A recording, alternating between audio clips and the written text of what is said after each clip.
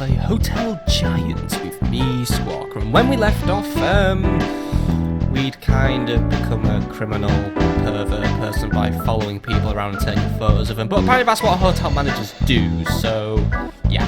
Either way, when we left off, that was it. We played the first tutorial mission, and I just need to make a quick correction to something I said in the last episode. This game is in fact not from 2007, as this copyright would lead you to believe.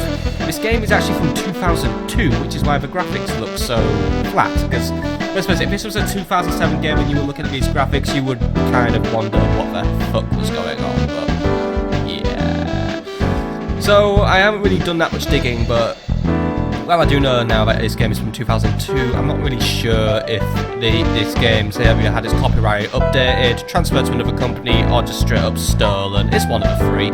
Either way, let's jump back into the learning campaign and move on to Chapter 2 with EduTels. So, Chapter 2, Fixer-Upper.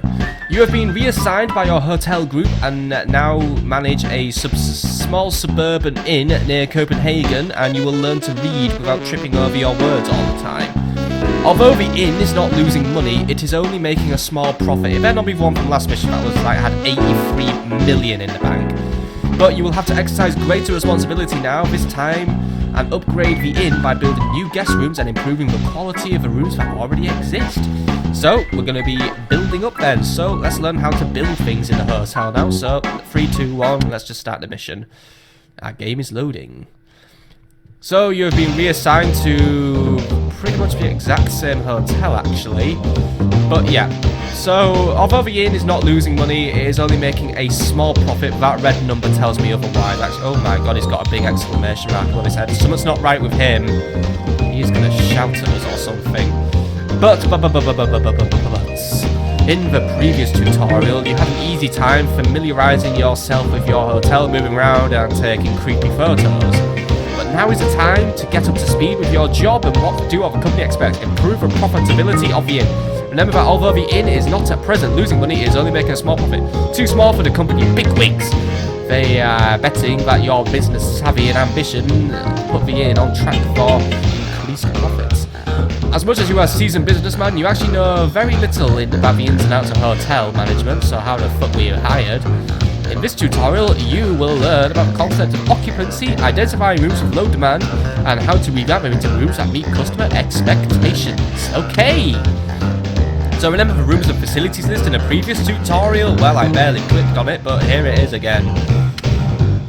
We have 9 compact rooms and 13 normal rooms, by the way. So as you can see, your room occupancy is less than satisfactory, by the way, at 11% and 38% respectively, and one has a lot of big dots around it, which probably isn't a good thing.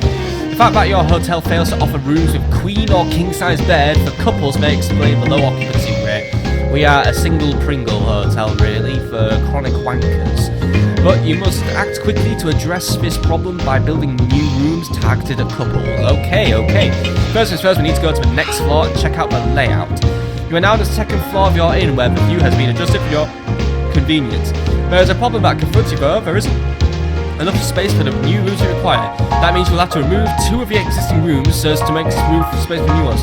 For a renovation as big as the one you contemplate, you should temporarily close the inn for renovation. Click. Yeah, right, we're going to close for renovation. So, do you really want to temporarily shut down this hotel for renovation? Yes. Oh, and by the way, one thing, while we're just on the subject of corrections, by the way, I should also point out who's developed this game. It's our good friend, slash not really good friend, slash people who haven't really covered a lot, Joe Wood, the same people who developed Traffic Giant. Kind of a theme going on with the Giant title, but yeah. They developed Traffic Giant, then they developed some other Giants, and they developed this Giant. So, is this game better than Traffic Giant? Well, to be honest, I probably had more fun with this game than Traffic Giant.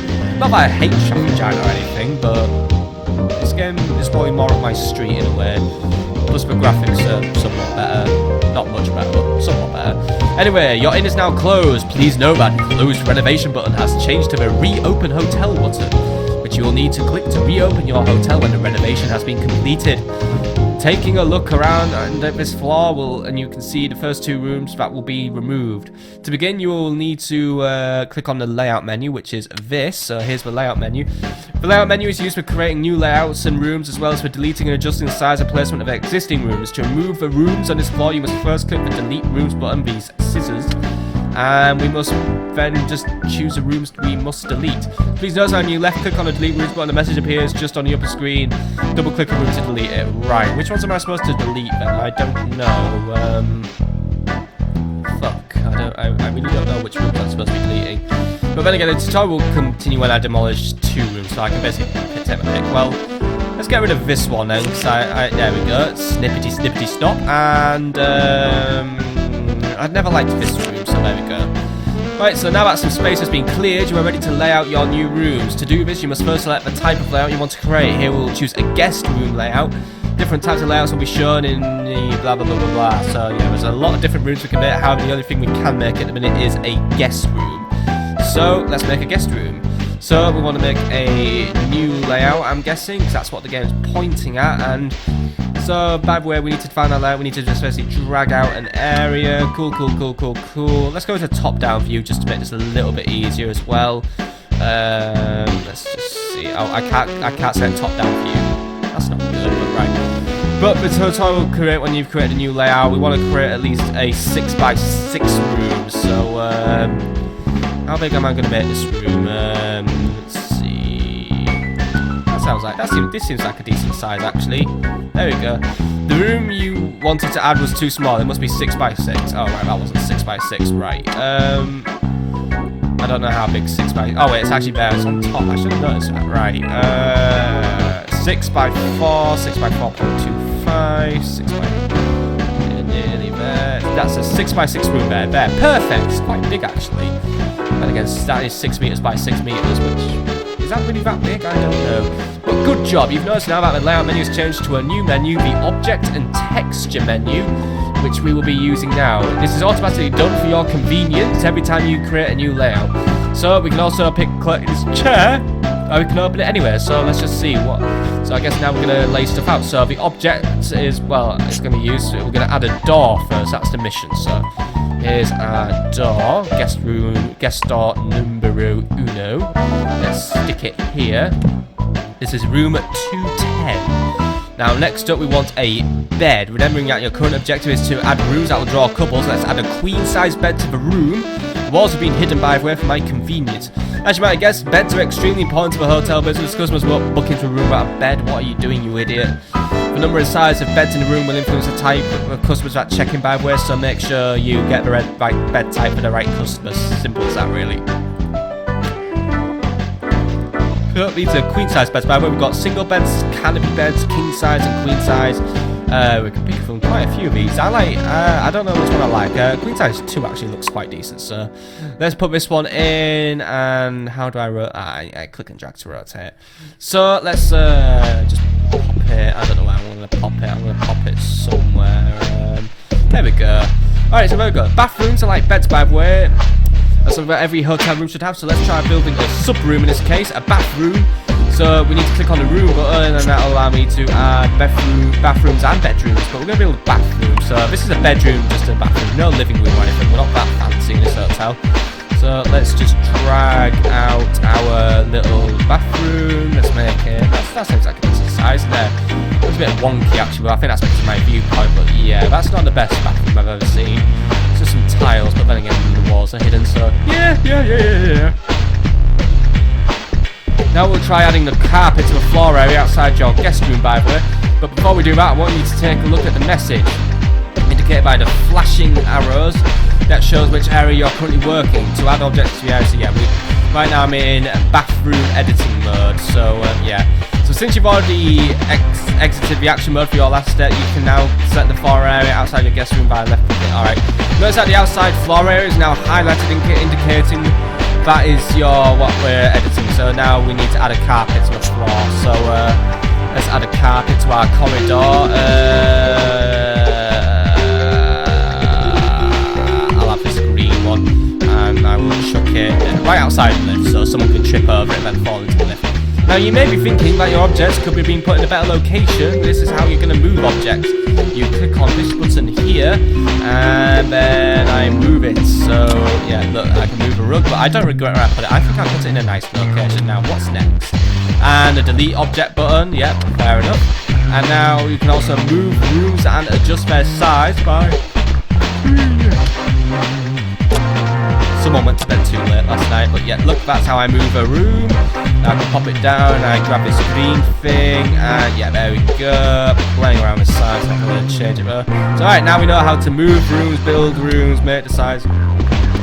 Now let's build another room given the layout you just created, which will be given a default name, Guest Room 3. To do this first, you need to be on the layout menu, and yeah, so here it is, and I can just stamp these down now, so there we go. It's a very bad guest room, by the way. It's just literally a bed and then an extra room in it, but yeah, I'm hoping people will like it. But it's important you understand that when you make changes to a room, you're essentially making changes to the layout of that room. And so a change that you make in one room layout will be automatically made in all other rooms, by the way, that have been stamped from that same layout. So all rooms are equal, I guess, the same class. When you add an object to a room... Okay, now I need to go to bed. That same object will be added to every other room of the same layout. This gives you a powerful tool by the way for making changes to many rooms at once. Similarly, when you resize a room, all of the rooms will be resized. However, that might not always work because, to be honest, yeah, if you've sandwiched all your rooms together and then you change the size of one, it could go disastrously. And by the way, now that you've learned how to add rooms and objects, we'll briefly describe how to access a wide range of information that is available in this game by clicking the I button. So here's the map of our town, by the way, of Copenhagen. I'm sure Copenhagen looks like this. So the information screen is divided into 8 major categories. You can view each category by left-clicking the bottom panel. This is the first category, indicated by the arrows. It's the Build Hotels screen. This is the place where you can go for building new hotels as you expand across Copenhagen. Here you'll be able to purchase land from the city and then choose the hotel design you wish to build. So I could go here for £2 million. I could go here for the urban, that's a canal view by the way. I can go here in this urban area for nearly 2 million. There's my hotel by the way, Edutels at 1 star in by the way. We are doing brilliant. And then there's the Riverboat Resort, which has got 2 stars and quite a lot of occupancy, so they're doing better than me, but whatever.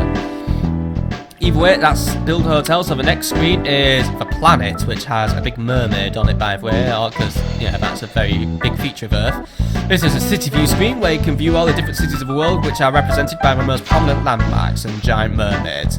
So yeah, this is the planet. Nothing I can really do here, but by the way, did you know that Copenhagen has a population of just under 500,000 people, yet 5 million people visit it every year? And this is the hotel, this screen, where you can list all the hotels in the game.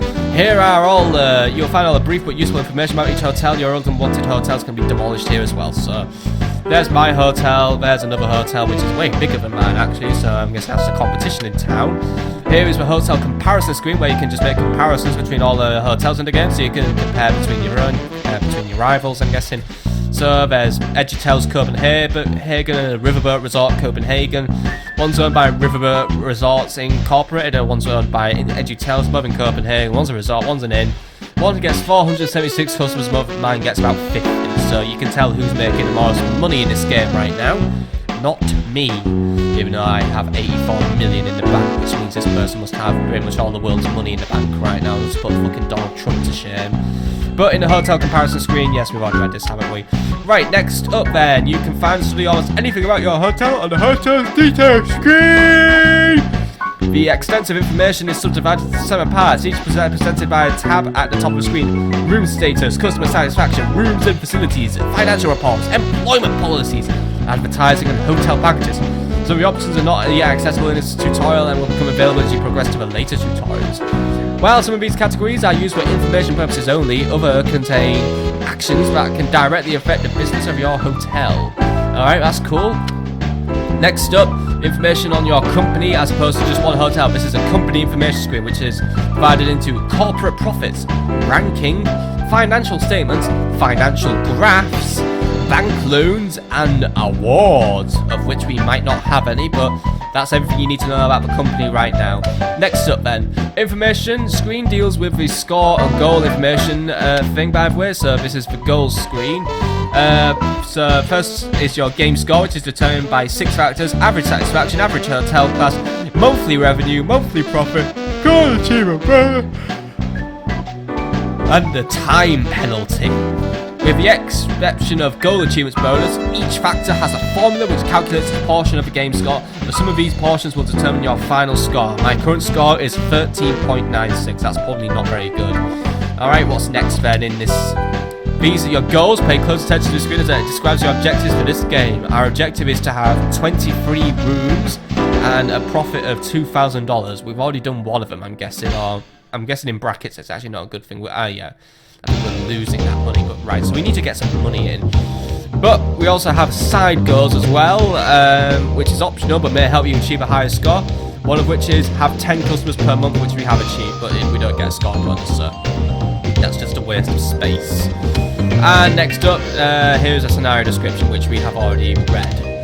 To continue, go back to a hotel interior by left-clicking on the hotel interior button, by the way, by clicking on the arrows.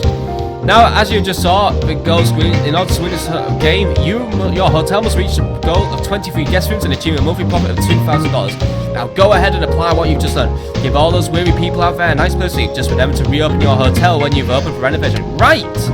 Well, looks like we're on our own now. Though, I think this is actually a good place to call it an episode. This is an episode of learning. Next time, if I'm allowed to save my game halfway through tutorials, we're going to learn how to, well, we're not going to learn. We're going to apply our knowledge. We're going to bring some money into this hotel. So, I hope to see you there, folks, for basically part 2 of mission 2. Because I think it's been about 20 odd minutes. So, I think I just want to call it a day here. And also probably a day in real life. I've had a busy day today.